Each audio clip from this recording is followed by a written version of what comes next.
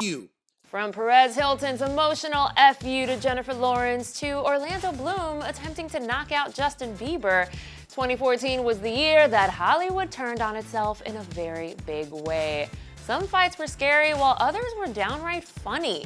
I'm Miriam Issa and I'm bringing you the year's most ridiculous headlines involving the rich and famous at war. So here's to 2014 and fistfights, Twitter rants, beef, and public bashing. Let's start with a rapper that had the audacity to call a white chick a white chick. Snoop did Iggy Azalea real dirty when he decided to mock how she looks without makeup by posting this meme on his Instagram of an albino African American and calling it Iggy Azalea no makeup. Low, Snoop.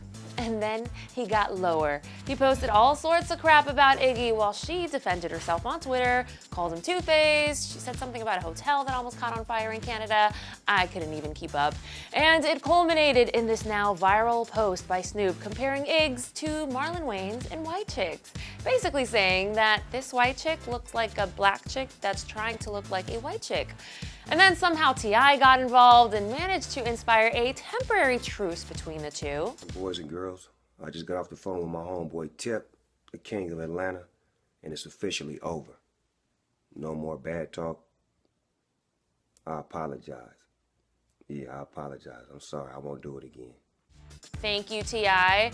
Iggy accepted his apology, but when asked a few days later if she would ever make music with him, she politely declined, to which Snoop had some much harsher words to say. Who won this one? I would say Iggy, for keeping it classy while Snoop did her dirty. Now, speaking of cat fights, none seemed cattier than the alleged rivalry between Selena Gomez and the Jenner sisters.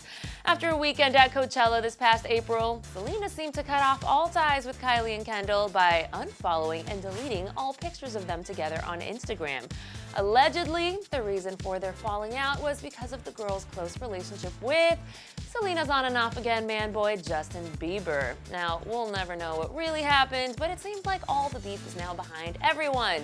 So in classic Hollywood fashion, all lived happily ever after. Now, that feud was not the only one that Biebs played a part in. Remember this?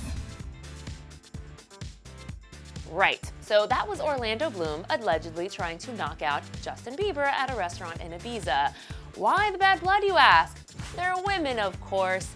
Supposedly, Bieber got way too close for comfort with Orlando's then-wife, Miranda Kerr, at a Victoria's Secret fashion show in 2012. And then a few months prior to the punch, Orlando was seen hanging out with Justin's on and off again girlfriend, Selena Gomez. Remember when I said that most of these fights were ridiculous? Exactly. Next on our list, we've got two of music's finest ladies airing each other's dirty laundry, Taylor Swift and Katy Perry. In a Rolling Stones interview this summer, Taylor mentioned that there was a song on her new album about a, quote, pop star nemesis. For years, I was never sure if we were friends or not. She would come up to me at award shows and say something and walk away, and I would think, are we friends, or did she just give me the harshest insult of my life? She did something so horrible, I was like, oh, we're just straight up enemies. She basically tried to sabotage an entire arena tour. She tried to hire a bunch of people out from under me. Who is she talking about?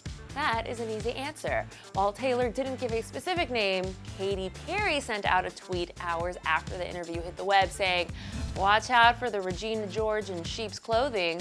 Apparently, a few dancers that were on Taylor's tour did leave to go on to tour with Katy Perry's Prismatic tour, but in fact, they were actually Katy's dancers first. And when they signed on to tour with Taylor, they stipulated that if Katy called them back, they would return to their original job. And even though Taylor Swift said that it had nothing to do with the man, let's be honest, both ladies did date John Mayer, so that has got to add a little salt to the wound. Now, the next one involves a reality star defending her little brother at the hands of his allegedly cheating girlfriend. In December of 2012, Rob Kardashian infamously went on a Twitter rant about Rita Ora, writing, she cheated on me with nearly 20 dudes while we were together. I wonder how many she will sleep with now that we're apart. But I mean, 20? He said he was disgusted by her, to which even Khloe got involved and she tweeted, Rob, be nice, kid. Ora's defense was that she never even knew that she was in a formal relationship with Rob. Whoops. That's why those conversations need to be had. Eventually, Rob admitted that he may have exaggerated Ora's cheating just a little bit out of anger. Fast forward, however, to this year's VMAs. Looks like Kim was not over Rita's behavior with her little brother. When Kim realized that her seat at the awards show was supposed to be near Ora's, she went straight to producers and asked them to find her a different seat. In the words of Rodney King, can't we all just get along? Next up, we've got two former Nickelodeon stars turned nemesis in the battle between Ariana Grande versus Jennette McCurdy. This war runs deep. Chapter 1. McCurdy is conspicuously absent from the 2014 Kids' Choice Awards despite the fact that Sam and Cat, her show with Ariana, was nominated for a bunch of awards. The next day, she tweets, "I was put in an uncomfortable, compromising, unfair situation, and I had to look out for me. I chose to not go because sticking up for what is right and what is fair is what my mom taught me is always the most important thing." So TMZ decoded this, and they revealed that Homegirl was in the midst of negotiating her contract for a second season of Sam and Cat, but was floored by how much more Ari was making than her. Chapter 2, Jennette drops a few bombs on her TwitLonger account in a post titled, "Letting Go of Someone." Some highlights? Ahem. "Being friends with you takes the better out of me. In fact, I might possibly be the worst version of myself when I'm around you. You suck the life right out of me and I want my life back." Blah, blah, blah. You get the picture. Chapter 3, the show officially gets canceled over the girls' drama. Chapter 4, Ariana posts an emotional farewell to the show on her TwitLonger, but lo and behold, she makes no mention whatsoever of the other half of the show's success, Jennette McCurdy. Chapter 5, Jennette releases a self-produced web series entitled What's Next for Sarah, based on her life, and it includes a character based on Ariana named Gloriana, a shrill vegan pop star who is successful, dumb, and narcissistic. The first official dig from Team McCurdy to Team Grande.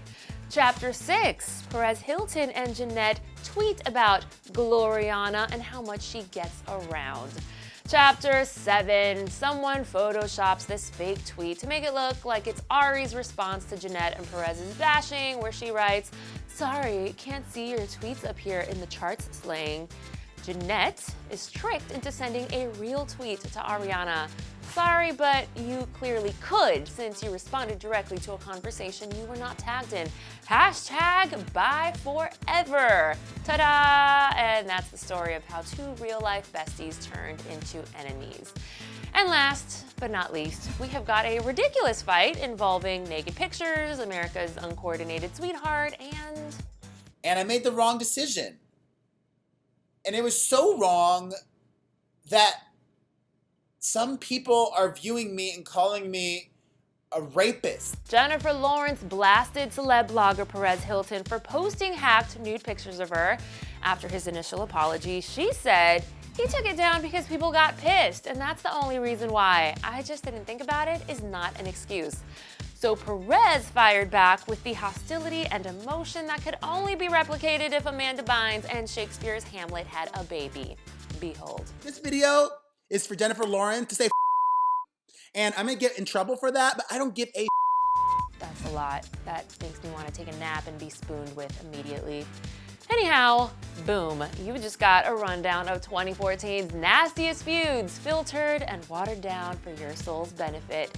Let me know which one you found to be the most offensive or unnecessary. I'm always eager to read your tweets, and now to get back to our happy place, please do us all a favor and join me in watching this montage of the very best booty songs of all time. I promise it will make you oh so happy. Scout's honor. I'm Miriam Issa. You guys are the best, and thank you for your tweets and your comments, and thanks for subscribing to Clevver News.